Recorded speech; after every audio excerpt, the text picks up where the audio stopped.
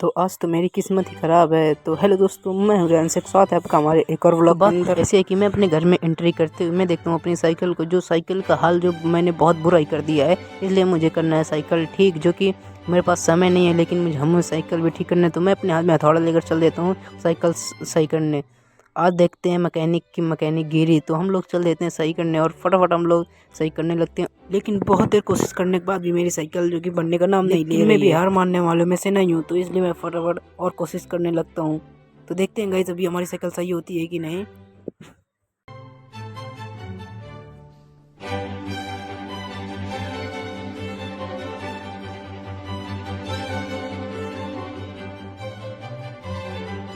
Final कोशिश के बाद साइकिल हमारी जो कि बिल्कुल भी सही हो गई, लेकिन दिमाग ख़राब हो गया। और अभी 2-4 दिन बाद है 15 अगस्त। तो गैस 15 अगस्त के ब्लॉग में बहुत मज़ा आने वाला है। तो प्लीज़ चैनल को आप लोग सब्सक्राइब कीजिए। ब्लॉग पसंद आया है तो बाय।